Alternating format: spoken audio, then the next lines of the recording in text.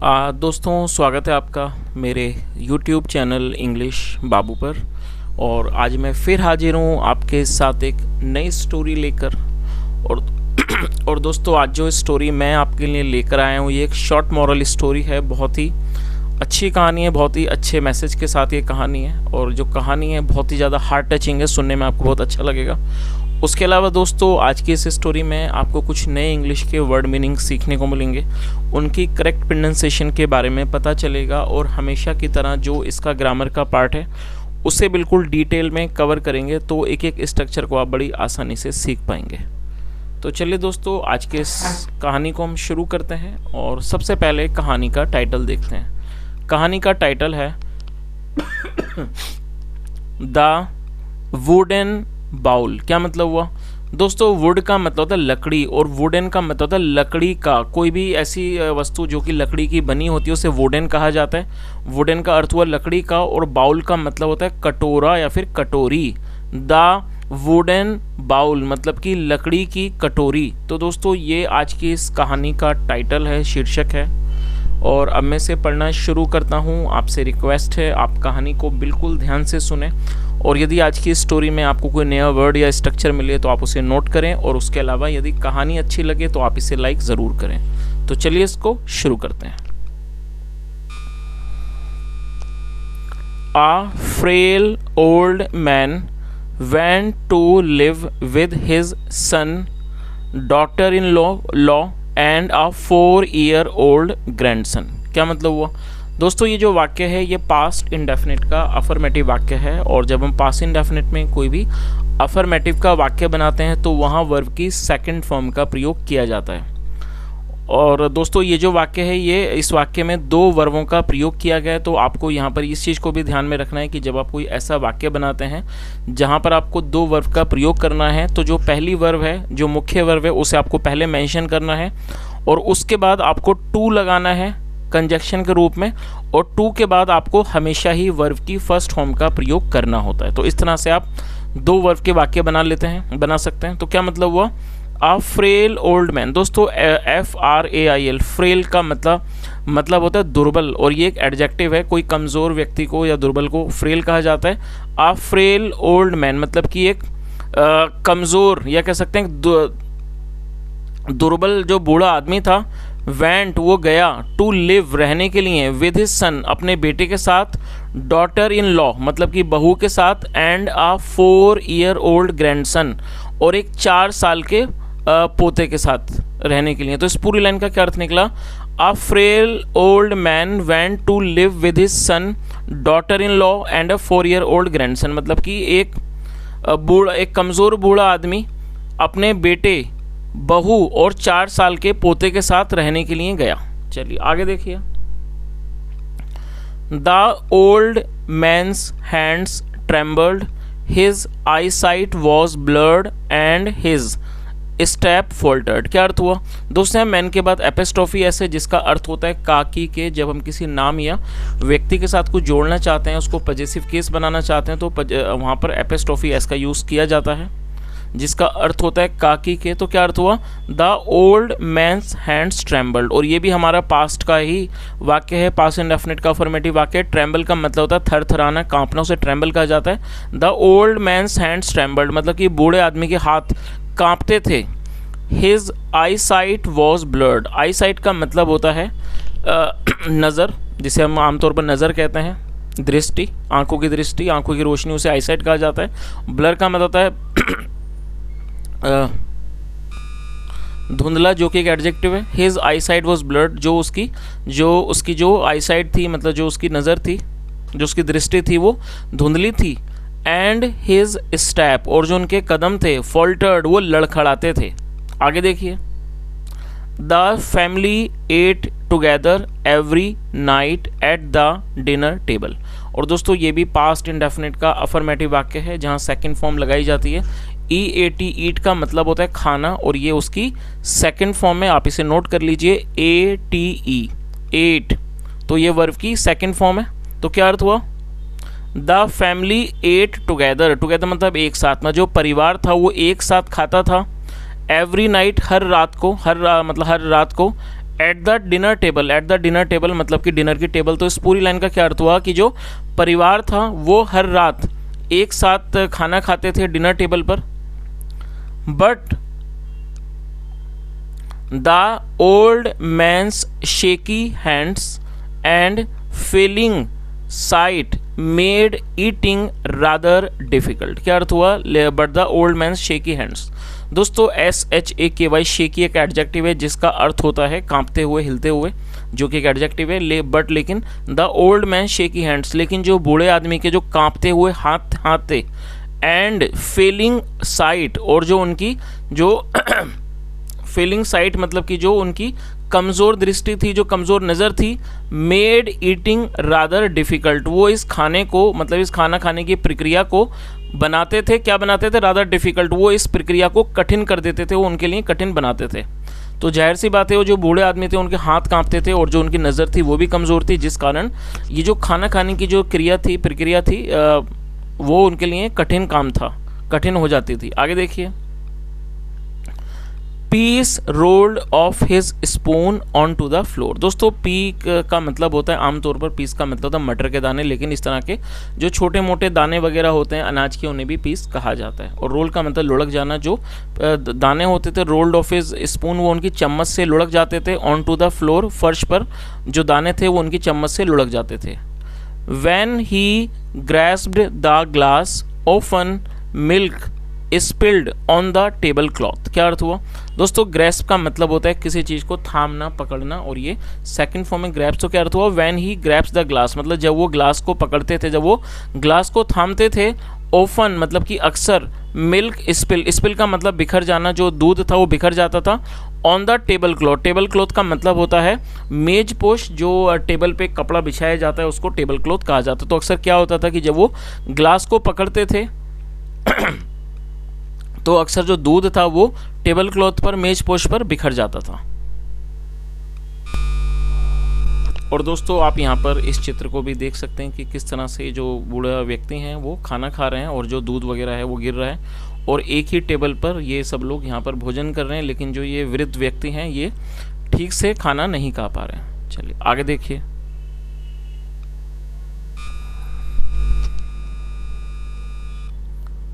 becoming irritated with the mess, the son and daughter-in-law set a small table in the corner। क्या अर्थ हुआ? becoming irritated। दोस्तों irritated adjective है जिसका मतलब होता है चिढ़ जाना, किसी चीज़ से खींच जाना, इस तरह। और उसे एडजेक्टिव को ये एडजेक्टिव है जिसका मतलब होता है खींच जाना है, किसी बात से चिढ़ जाना। becoming irritated मतलब कि चिढ़ कर। विद द मैस, मैस का मतलब होता है कोई झंझट वगैरह, इस तरह की जो चीज़ें होती हैं उसे मैस कहा जाता है। मतलब इस झंझट से, ये जो झंझट था, मैस था, इस चीज़ से चिढ़कर द सन जो बेटा था, एंड डॉटर इन लॉ और जो बहू थे, set a small table in the corner, उन्होंने कॉर्नर में मतलब कि कोने में एक छोटी सी टेबल उन्होंने वहाँ पर लगा दी। चलिए आगे देखिए, there the old man now ate alone while the rest of the family enjoyed dinner at the dinner table. क्या मतलब हुआ? और दोस्तों ये भी पास्ट का ही अफर्मेटिव वाक्य है जहाँ सेकंड फॉर्म लगाई गई है। देयर मतलब वहाँ, द ओल्ड मैन मतलब कि जो बूढ़ा आदमी था, नाउ एट अलोन वो वहाँ पर अकेला ही खाना खाता था। वाइल मतलब कि जबकि, the rest of the family, जो रेस्ट ऑफ द फैमिली मतलब जो बाकी, रेस्ट ऑफ द फैमिली मतलब जो बाकी का परिवार था, जो बाकी का परिवार था। Enjoyed dinner at the dinner table, वो खाने का आनंद लेते थे। कहाँ लेते थे खाने का आनंद? At the dinner table. तो इस पूरी लाइन का क्या अर्थ हुआ कि अब वो जो बूढ़ा आदमी था वो अकेले ही बैठ के खाना खाता था, जबकि जो बाकी परिवार था वो डिनर टेबल पर एक साथ खाना खाते थे और उसका आनंद लेते थे। चलिए आगे देखिए, since he had broken a dish और too, his food was served in a wooden bowl. क्या अर्थ हुआ? दोस्तों ये जो वाक्य है यहाँ पर हेड के साथ थर्ड फॉर्म का यूज़ किया गया है। ब्रेक का मतलब तोड़ना है, टूटना, थर्ड फॉर्म में ब्रोकन। और जब किसी वाक्य में हेड के साथ वर्ब की थर्ड फॉर्म का यूज़ किया जाता है तो इस तरह का जो वाक्य है वो पास्ट परफेक्ट का वाक्य कहलाता है। जैसे लिया था, चुका था, जो वाक्य हैं वो पास्ट परफेक्ट के होते हैं जहाँ पर हेड के साथ वर्ब की थर्ड फॉर्म लगाई जाती है। तो क्या अर्थ हुआ? सीन्स, क्योंकि ही हैड ब्रोकन उन्होंने तोड़े थे, अ डिश और टू मतलब क्योंकि उन्होंने एक या दो बर्तन तोड़े थे। हिज फूड जो उनका खाना था was served in a wooden bowl. दोस्तों ये जो वाक्य है ये पास्ट इंडेफिनिट का पैसिव वॉइस का वाक्य है। जब हम पास्ट इंडेफिनिट में कोई पैसिव का वाक्य बनाएंगे तो वहाँ वॉज या वर्ब का प्रयोग हेल्पिंग वर्ब के रूप में किया जाता है, साथ में वर्ब की थर्ड फॉर्म लगाई जाती है। सर्व का मतलब है परोसना। तो इस लाइन का क्या अर्थ हुआ, सिंस क्योंकि he had broken a dish और टू, क्योंकि मतलब उन्होंने एक या दो बर्तन तोड़े थे। His food was served in a wooden bowl, जो उनका खाना था वो लकड़ी के कटोरे में परोसा जाता था। चलिए, तो दोस्तों इस चीज़ का भी मतलब आपको समझ ही आ गया होगा, क्योंकि ये जो बूढ़े व्यक्ति थे अक्सर इनके हाथों से कुछ ना कुछ गिरता रहता था, कई बार दूध वगैरह गिर जाता था, जिस कारण जो इनका बेटा था और जो उनकी बहू थी उन्होंने उनकी टेबल को एक कॉर्नर में लगा दिया, एक छोटी सी टेबल जहाँ पर वो अकेले बैठकर खाना खाते थे। उसके अलावा जो उनके हाथ से कुछ बर्तन टूट गए थे, एक या दो, और यही कारण था कि उनको जो खाना था वो लकड़ी के बर्तन में परोसा जाता था, लकड़ी के कटोरी में, ताकि वो ना टूटे। चलिए आगे देखिए।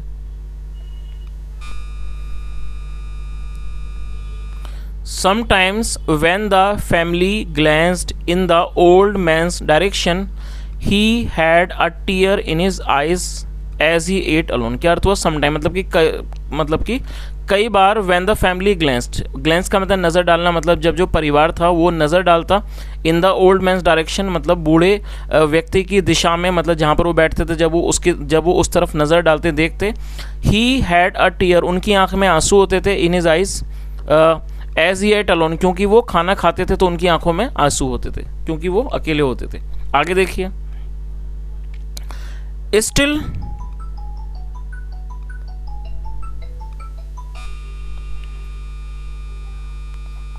Still the only words the couple had for him were sharp admonitions when he dropped a fork और स्पिल्ड फूड। और दोस्तों आप इस वर्ड को नोट कर लीजिए, एडमिनिशंस का मतलब होता है फटकार वगैरह, कोई भी डांटना उसे फटकार कहा जाता है। शार्प एडमिनिशंस मतलब कि तेज़ डांट फटकार। तो इस पूरी लाइन का क्या अर्थ हुआ, स्टिल, स्टिल का मतलब होता है फिर भी, अभी भी, फिर भी। The only words the couple had, मतलब कि ये जो कपल था, ये जो जोड़ा था दंपत्ति का, उनके पास जो शब्द थे, जो सिर्फ शब्द थे उस व्यक्ति के लिए, फॉर हिम वर शार्प एडमिनिशंस, वो क्या थी, सिर्फ डांट फटकार। When he dropped a fork, और जब उनके हाथ से कोई फॉर्क मतलब कि कांटा वगैरह जो था जिससे खाया जाता है, खानों से फॉर्क कहा जाता है, वो गिर जाता। और स्पिल्ड फूड, जब उनसे कोई भी खाना बिखर जाता तो वो क्या था, वो तेज डांट फटकार का इस्तेमाल करते हैं उनके लिए। आगे देखिए। The 4 year old watched it all in silence, और ये जो 4 साल का बच्चा था, watched it, वो उसको देखता था, ऑल इन साइलेंस मतलब वो खामोशी से ये सब देखता था। चलिए आगे देखिए। One evening before supper the father noticed his son playing with wood scraps on the floor. क्या अर्थ हुआ, वन इवनिंग बिफोर सपर। दोस्तों सपर का मतलब होता है शाम का नाश्ता, जो शाम का स्नैक्स होता है उसे सपर कहा जाता है। कि वन इवनिंग मतलब एक शाम, बिफोर सपर शाम के नाश्ते से पहले, the father noticed his son playing with wood scraps, जो पिता था उसने नोटिस किया, देखा, क्या देखा, हिज सन अपने बेटे को प्लेइंग खेलते हुए देखा, विद वुड स्क्रैप्स मतलब कि लकड़ी के छोटे छोटे जो स्क्रैप्स थे, कतरन थी लकड़ी की, उससे उसको खेलते हुए देखा ऑन द फ्लोर, फर्श पर। He asked the child, he asked the child sweetly. दोस्तों स्वीटली एडवर्ब है जिसका मतलब होता है प्यार से। एडवर्ब का मतलब होता है ऐसा कोई भी शब्द जो किसी वर्ब की विशेषता का वर्णन करता है, उसे एडवर्ब कहा जाता है। और आप देखेंगे ज़्यादातर जो एडवर्ब हैं वो एलवाई पर खत्म होते हैं। तो इस लाइन का क्या अर्थ निकला, he asked the child sweetly, मतलब उसने बच्चे से प्यार से पूछा, व्हाट आर यू मेकिंग। और दोस्तों ये जो वाक्य है ये प्रेजेंट कॉन्टिन्यूस का वाक्य है, जहाँ इज एम आर का प्रयोग हेल्पिंग वर्ब के रूप में किया जाता है। ये प्रेजेंट कॉन्टिन्यूस का इंट्रोगेटिव सेंटेंस है। व्हाट आर यू मेकिंग, आप क्या बना रहे हो। Just as sweetly the boy responded, मतलब उतने ही प्यार से जो लड़का था, रिस्पॉन्डेड उसने जवाब दिया। रिस्पॉन्ड करने का मतलब होता है किसी को जवाब देना, उसकी बात का उत्तर देना। तो उसी तरह से प्यार से उसने जवाब दिया, oh I am making a little bowl for you and mother to eat your food from when I grow up. तो उसने क्या जवाब दिया, देखिए कितना अच्छा जवाब था। I am making a little bowl, मतलब एक छोटा सा बाउल, एक छोटा कटोरी बना रहा हूँ।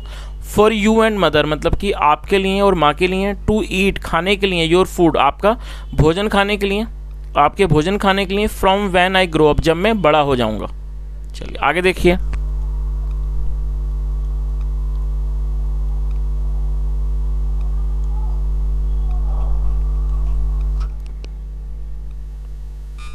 और ये जो बात थी, ये जो शब्द थे उस बच्चे के, जो शब्द थे उसने उन माता पिता को, वो उनको ऐसे लगे कि वो अवाक रह गए। स्पीचलेस का मतलब होता है अवाक रह जाना, जो कि एक एडजेक्टिव है। ऐसी स्थिति जब व्यक्ति के पास कुछ कहने के लिए ना बचे। तो इस पूरी लाइन का क्या अर्थ निकला, the word so struck the parents that they were speechless, मतलब ये जो शब्द थे वो माता पिता को ऐसे लगे कि वो अवाक रह गए, मतलब स्पीचलेस रह गए, कुछ बोल नहीं सके।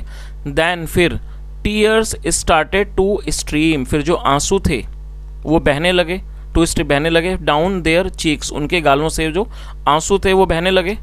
दो नो वर्ड वॉज स्पोकन, दो का मतलब हालांकि जो कोई नो वर्ड वॉज स्पोकन, कोई भी शब्द नहीं बोला गया। बोथ न्यू, दोनों जानते थे। नो मतलब जानना, सेकंड फ्रॉम न्यू, दोनों जानते थे। वॉट मस्ट बी डन, और वो दोनों जानते थे कि मतलब कि ऐसी क्या चीज़ें जो अवश्य ही की जानी चाहिए। आगे देखिए। दैट इवनिंग, मतलब कि उस शाम, the husband took his father's hand and gently led him back to the family table। क्या अर्थ हुआ, दैट इवनिंग मतलब उस शाम। द हस्बैंड, जो पति था, took his father's hand, दोस्तों टेक मतलब लेना, सेकंड फ्रॉम टूक, उसने अपने पिता का हाथ लिया। एंड जेंटली, और बहुत ही सौम्य तरीके से, प्यार से। लेड हिम, वो उनको ले गया। लीड मतलब ले जाना, second from led, led him वो उनको ले गया। बैक वापस ले गया। टू द फैमिली टेबल, जो फैमिली टेबल थी वो उनको वहां पर वापस ले गया। आगे देखिए। For the reminder of his days, उनके जो बाकी बचे हुए जो दिन थे, the old man ate every meal with the family, उसने हर जो खाना था उनका जो, वो उन्होंने अपने परिवार के साथ ही खाया। नाइदर हस्बैंड नोर वाइफ, मतलब ना ही पति और ना पत्नी, केयर्ड एनी लॉन्गर, फिर उन्होंने उस बात को केयर नहीं किया, उस बात पर ध्यान नहीं दिया। When A fork was dropped, जब कोई भी चम्मच वगैरह नीचे गिरी, मिल्क स्पिल्ड या फिर दूध बिखरा, और द टेबल क्लॉथ सोइल्ड, या फिर जो टेबल क्लॉथ था, जो मेज पोस्ट था, वो गंदा हुआ, इस बात पर उन्होंने फिर कभी भी कोई ध्यान नहीं दिया।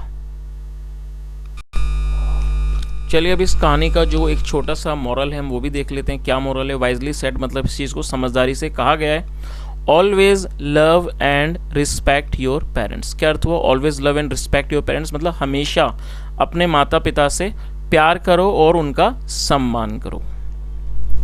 तो दोस्तों ये आज की एक छोटी सी कहानी थी, बहुत ही अच्छे मॉरल के साथ, और मैं समझता हूँ कहानी आपको अच्छी लगी होगी। इस कहानी ने ज़रूर आपको दिल को छुआ होगा, क्योंकि जिस तरह से हमने इस कहानी के अंदर देखा कि उस बूढ़े व्यक्ति के साथ अच्छा बर्ताव नहीं किया जा रहा था, तो इस तरह की जो चीज़ें हैं बिल्कुल ही गलत हैं। क्योंकि जो हमारे माता पिता हैं वो उनका हमें हमेशा ही देखभाल करनी चाहिए, उनका सम्मान करना चाहिए और उन्हें प्यार भी करना चाहिए। क्योंकि जो हमारे माता पिता होते हैं वो हमारे जीवन को अच्छा बनाने के लिए हमें पालते हैं, पोसते हैं, बहुत कुछ हमारे लिए करते हैं। तो हमारा भी फ़र्ज़ बनता है कि जो वो बूढ़े हो जाएं तो उसी तरह से हम उनको प्यार करें जिस तरह से वो हमें करते थे, और साथ में हम उनका सम्मान भी करें और उनकी देखभाल भी करें। तो दोस्तों ये आज की एक छोटी सी कहानी थी।